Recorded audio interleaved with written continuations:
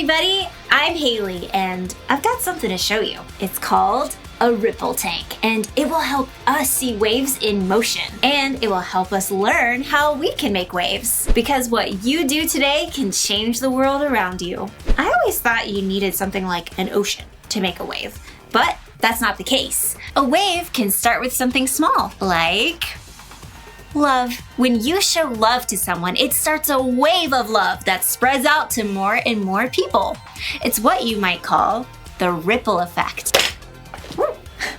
You might not have seen the ripples in that shot, so let's see it again in slow motion. See how the ripples got bigger and bigger? That's what happens when you show love. And that's not the only wave you can make in the world. You can make waves of peace. Waves of joy.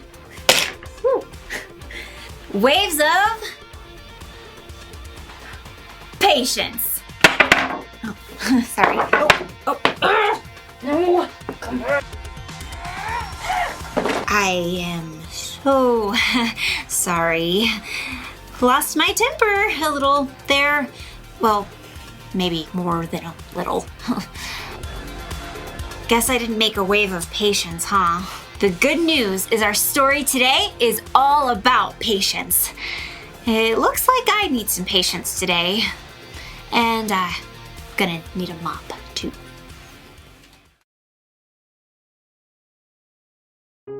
The Bible. It's 66 books of history, stories, letters, and poetry that fit together to form God's one big story. The epic adventure of how He created us and loves us so much that He made a way to rescue us. As we travel through the Bible, from Genesis to Revelation, we discover people who met God and found their lives changed forever.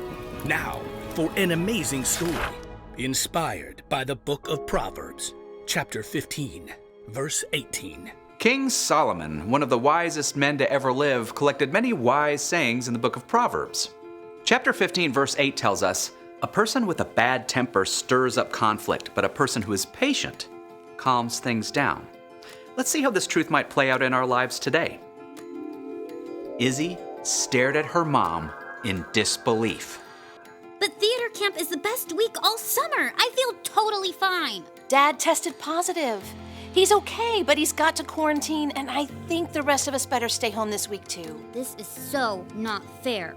Just like that, Izzy went from a whole week of fun with her friends at theater camp to watching her younger brothers at home while her mom worked. Can't they just go over to Aunt Rena's? That was the plan, but we don't want anyone else to get sick. We're not sick. It's just a week, sweetie. We'll do something fun later in the summer to make up for it. The next morning, Mom rushed through the kitchen. I've got to be on a Zoom call in 5 minutes. Jack, Ben, you listen to Izzy, okay? She's only 2 years older than me. She's in charge. I'm gonna play Mind Build. No screens until after lunch. Get outside this morning. Outside? Or read.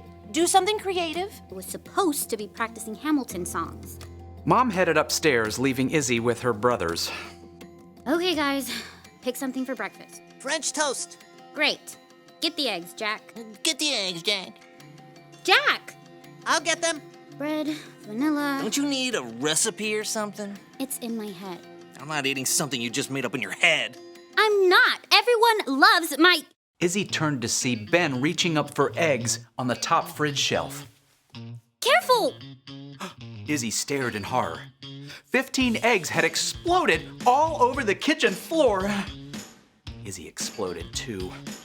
Ben, you're such a klutz. I'm sorry. Don't yell at him. Yeah, well, if you'd gotten the eggs like I said, he wouldn't have dropped them. I'm eating cereal.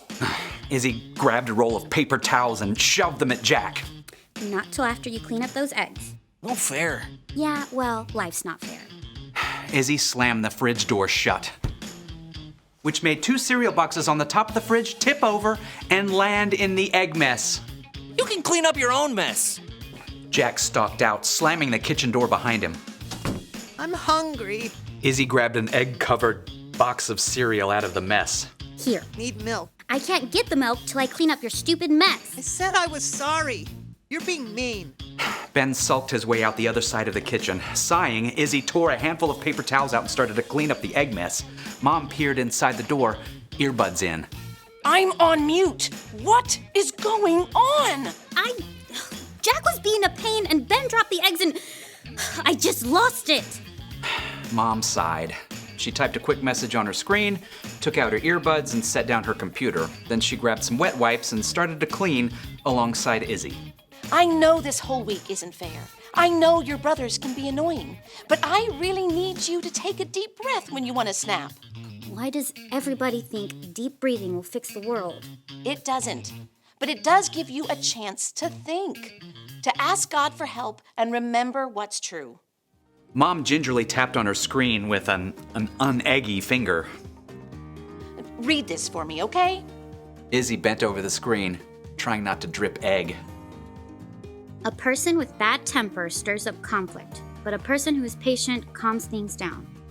Proverbs 15:18. I bet King Solomon or whoever wrote that down didn't have younger brothers.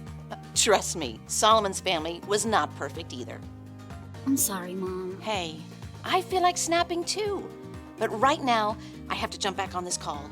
Think you can calm things down with your brothers? Yeah, I guess. Izzy finished mopping up the egg mess. Then she checked the pantry and then went upstairs to the boys' room where Jack was sketching furiously and Ben glowered from his bunk, clutching his stuffed lion. Guys, I shouldn't have yelled.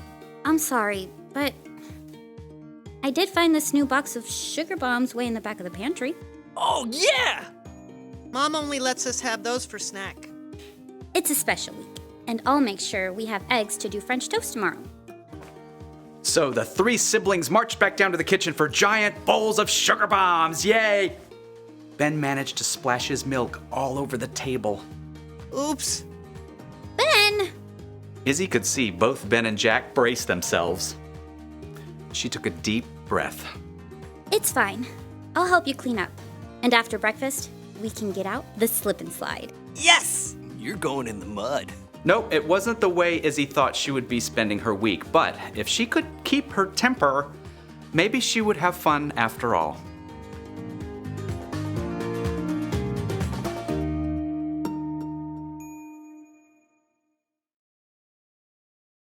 One of the Proverbs of Solomon is this: a person with a bad temper stirs up conflict, but a person who is patient calms things down. So, what kind of things make you impatient? Do you get angry at other people when they don't act the way you think they should? Or when they get in your space or mess with your stuff? Do you get angry when things happen beyond your control, like accidents or sicknesses or bad weather? Maybe you get angry at yourself when you mess up. There are a lot of things that can make us impatient. We want to make waves, right? Start a ripple effect. But when you're not patient, you can make a wave too. More like a tsunami. Yeah. Patience is one of the hardest virtues to get good at. It takes a lot of time and a lot of practice. So, when you feel like you're about to lose it, you can try taking deep breaths. Or you can count to 10 or 20 or however long it takes. Or you can talk to God. When you put your trust in Jesus, the Holy Spirit can help you show patience. When you learn patience, you can go from someone who makes a mess to someone who calms things down. The one thing to remember today is this: be patient with each other. Everyone you see has their own struggles with impatience, so help each other out.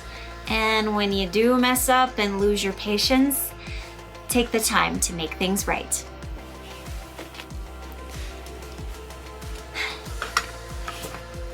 I'll see you next time.